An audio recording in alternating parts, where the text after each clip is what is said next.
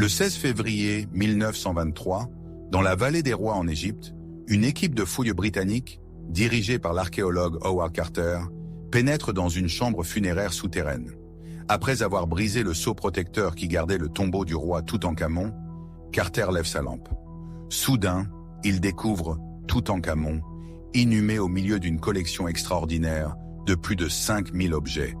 La pièce regorge d'or, de pierres précieuses et d'objets d'une valeur inestimable. Un spectacle à couper le souffle. Dans la vallée des rois, là où le temps semble suspendu depuis plus de 3 millénaires, repose un trésor inestimable. Parmi les milliers d'objets merveilleux découverts dans le tombeau du roi Toutankhamon, un artefact se distingue par son mystère et sa beauté.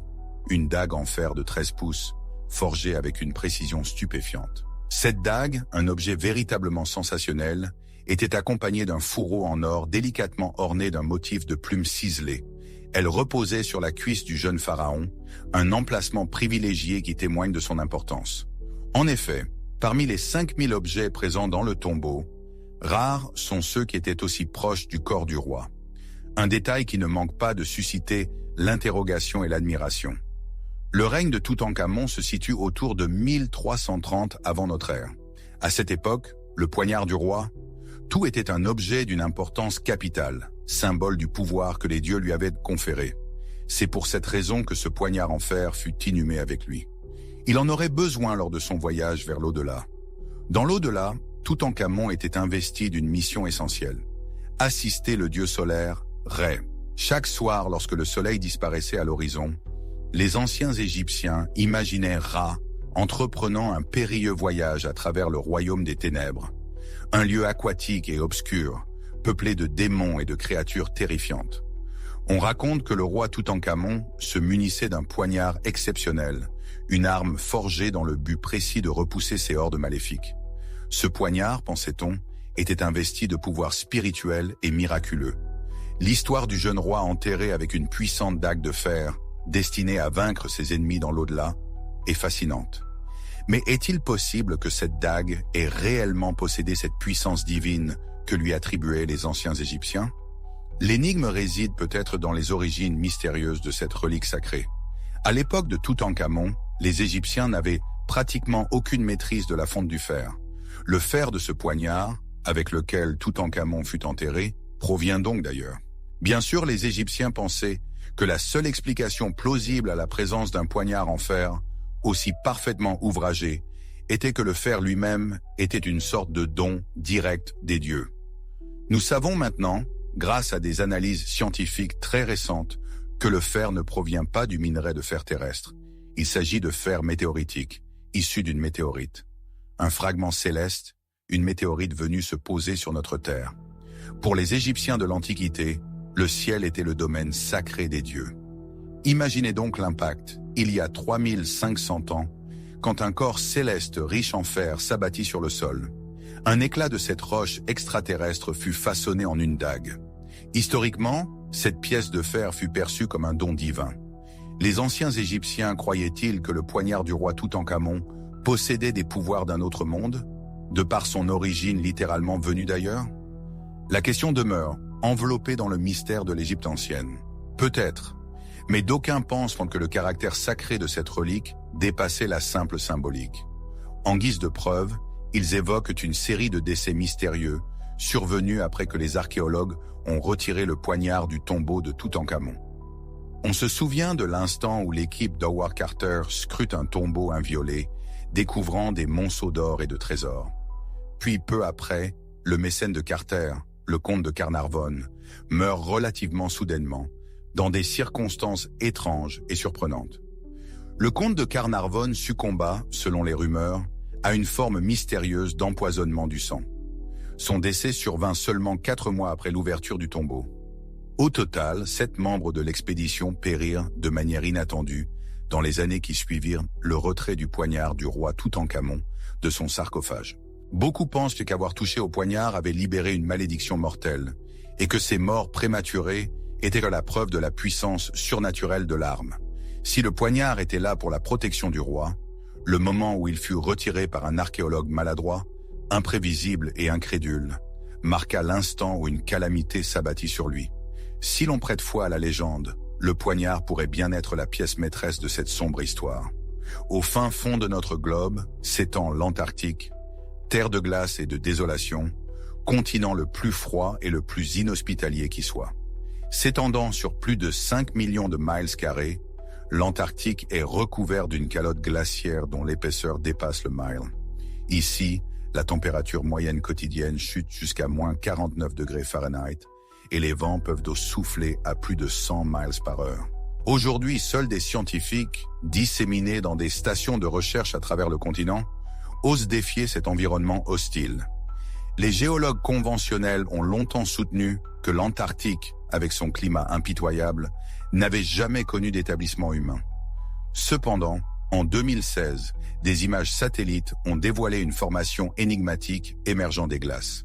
Certains chercheurs avancent l'hypothèse audacieuse qu'il pourrait s'agir d'une pyramide construite par l'homme. Récemment, des rumeurs persistantes font état de l'existence de pyramides colossales en Antarctique. Surgissant des étendues glacées, elles présentent une symétrie frappante, rappelant celle d'Égypte. Mais plus impressionnant encore, elles surpasseraient en taille la grande pyramide de Khéops, une base parfaitement carrée s'étendant sur 2 km dans chaque direction. Se pourrait-il que nos ancêtres aient réellement atteint le continent antarctique, voire même s'y soient installés? Une pyramide artificielle enfouie sous la glace de l'Antarctique. L'idée est saisissante. Si cette hypothèse incroyable s'avère exacte, des questions cruciales se posent naturellement. Comment une structure aussi monumentale a-t-elle pu être érigée en Antarctique? L'Antarctique, selon les géologues, serait recouvert de glace depuis des millions d'années. Pourtant, certaines découvertes suggèrent une réalité différente.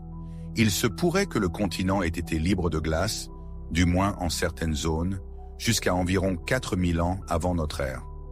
De plus, les traditions polynésiennes abondent en récits de héros culturels ayant atteint les rivages glacés de l'Antarctique. Qui étaient-ils et quand ont-ils accompli ces exploits audacieux? Le mystère plane toujours sur ces terres australes. Un universitaire français du nom d'Argon a rassemblé divers récits dans un ouvrage intitulé « Hors de l'Antarctique ». Ces histoires polynésiennes évoquent une terre étrange, parsemée de roches blanches émergeant des eaux glaciales, d'icebergs majestueux et peuplée de créatures singulières comme les phoques et les manchots. Une description saisissante qui semble dépeindre l'Antarctique tel que nous le connaissons aujourd'hui. Plus fascinant encore, les Polynésiens considéraient cet endroit comme la terre de leurs ancêtres, affirmant que c'était leur berceau originel. Une croyance intrigante.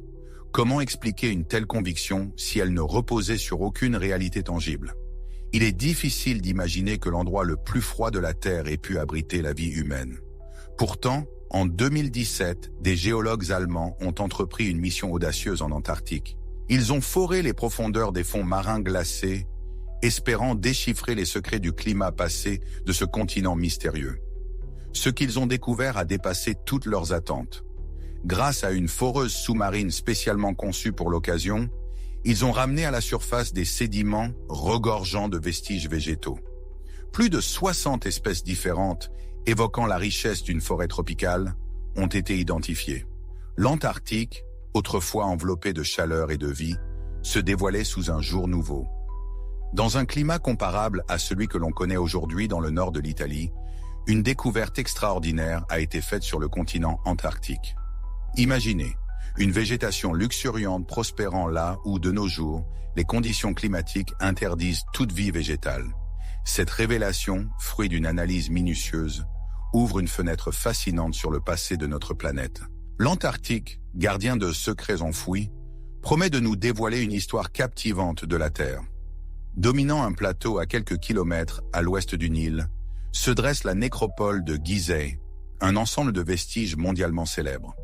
Érigé durant la 4e dynastie égyptienne, vers 2550 avant notre ère, ces monuments de calcaire fascinent les voyageurs du monde entier. Ils viennent contempler les pyramides monumentales, les sépultures imposantes, et un gardien de pierre énigmatique, le Sphinx. On peut affirmer que le Sphinx est la statue la plus emblématique du monde. Sa taille est colossale. Taillé dans un seul bloc de pierre, il captive par son mystère et sa grandeur. Taillé à même la roche naturelle du plateau de Gizeh, le Sphinx se dresse, majestueux, depuis des millénaires. Ses dimensions impressionnantes, environ 72 mètres de long, 20 mètres de haut et 19 mètres de large, en font un spectacle saisissant. Objet de fascination et d'émerveillement à travers les âges, ce monument colossal continue de fasciner. Même après des siècles d'études, le Sphinx recèle encore de nombreux mystères que les archéologues s'efforcent patiemment de percer.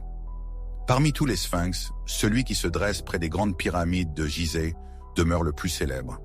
Partout en Égypte ancienne, on peut admirer des Sphinx. Il existe des versions plus modestes, et même des allées entières bordées de ces créatures mythiques reliant les temples. Mais le grand Sphinx de Gizeh se distingue radicalement. Taillé d'un seul bloc, il trône en un lieu précis, enveloppé d'un mystère qui fascine les voyageurs depuis des siècles. Son aura singulière le rend unique parmi tous les autres. En réalité, le Sphinx n'a apparemment jamais rempli la fonction qu'on lui attribue souvent.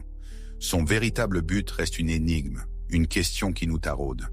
Pendant des millénaires, le Sphinx a été enfoui sous le sable, seule sa tête émergeant du désert. Une image saisissante qui a marqué l'histoire, comme en témoigne le célèbre tableau représentant l'empereur Napoléon devant le Sphinx, ensablé jusqu'aux épaules. Une vision du monument qui a prévalu pendant une grande partie de son existence. Napoléon Bonaparte et le Sphinx, un lien surprenant mais bien réel. En 1798, Bonaparte mena une invasion en Égypte, réveillant en Europe un vif intérêt pour les vestiges de l'Égypte antique. Pourtant, ce n'est que dans les années 1920 qu'une équipe d'archéologues, sous la direction de l'ingénieur Émile Barreis, réussit à exhumer le Sphinx, enfoui sous les sables du désert. Ils dévoilèrent alors, pour la première fois depuis des siècles, que le Sphinx n'était pas qu'une tête isolée, mais une sculpture intégrale. Un instant décisif pour la compréhension de ce monument emblématique.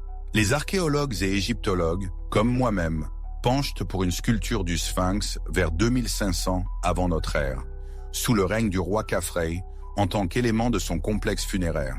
Cependant, un voile de mystère persiste quant à la date exacte de sa création, alimentant les débats parmi les érudits.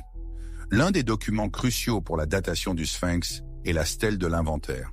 Cette pierre commémorative relate comment le pharaon Khéops restaura le Sphinx après qu'il ait été frappé par la foudre. L'importance de ce récit réside dans le fait que Khéops précéda Khafre, le pharaon traditionnellement associé à la construction du Sphinx. Le mystère du Sphinx s'épaissit autour d'une stèle énigmatique. Une inscription vieille d'environ 4600 ans suggère que le Sphinx, loin d'être une création égyptienne, serait une structure bien plus ancienne. Selon ce texte gravé, les Égyptiens l'auraient adopté, restauré et vénéré, héritant d'un monument dont les origines se perdent dans la nuit des temps. Certains archéologues, s'appuyant sur cette stèle, avancent même que le Sphinx pourrait précéder toute trace écrite connue de l'humanité.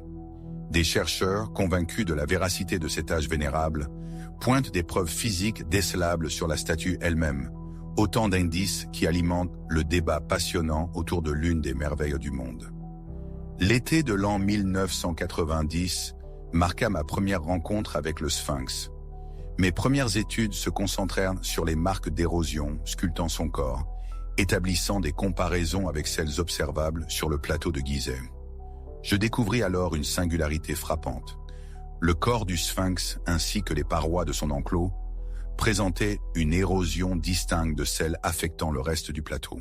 Tandis que le plateau affichait une érosion éolienne classique, le Sphinx portait les stigmates d'une érosion hydrique, révélant une histoire unique, façonnée par l'eau. Au cœur du Sahara, là où le soleil implacable règne en maître, se dresse le Sphinx, énigmatique gardien des sables. Comment imaginer que les pluies diluviennes aient pu caresser sa surface sculptée alors que ce désert est aride depuis des millénaires? Cette énigme m'a conduit à une conclusion audacieuse. Le corps du Sphinx, et donc la statue originelle, remontent à une époque antérieure à la transformation du Sahara.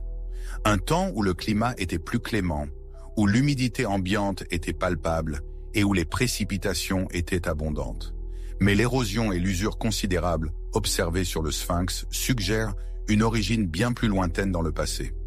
Je suis désormais persuadé que sa construction remonte à la fin de la dernière période glaciaire. Vers 10 000 ans avant notre ère, le Sphinx se révèle comme un vestige fascinant de l'Égypte prédynastique. Le 4 novembre 1922, dans la vallée des rois en Égypte, un jeune garçon employé par l'équipe de fouilles britannique dirigée par l'archéologue Howard Carter rentrait chez lui à dos d'âne, lorsque l'animal s'affaissa soudainement dans un trou dissimulé sous le sable. Intrigués, Carter et son équipe entreprirent de creuser à cet endroit précis. Bientôt, ils mirent au jour une chambre mystérieuse, enfouie profondément sous les sables mouvants. En jetant un regard à l'intérieur, ils furent éblouis par l'une des découvertes archéologiques les plus stupéfiantes de l'histoire. Un trésor immense, regorgeant d'objets en or et en ébène, s'offrait à leurs yeux. Au fond de la pièce, une autre chambre, gardée par 2 statues imposantes, était scellée par un savant arrangement de nœuds, de cordes et de seaux d'argile. La tombe longtemps perdue du roi Toutankhamon. Une découverte absolument magnifique, qui a fait la une des journaux du monde entier et captivé l'imagination du public au moment idéal. Contrairement à la plupart des autres sépultures de pharaons égyptiens antiques, le tombeau de Toutankhamon était intact. Il n'avait pas été pillé ni détruit. Il recélait donc une richesse considérable de données archéologiques, ainsi qu'un étalage stupéfiant d'objets d'art.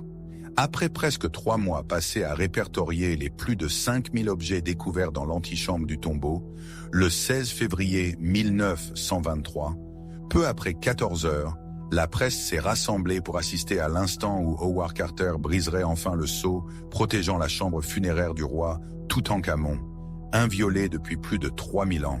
Carter commença l'excavation de la chambre funéraire dans la tombe de Toutankhamon et y découvrit la sépulture intacte du roi, protégée par 9 couches successives.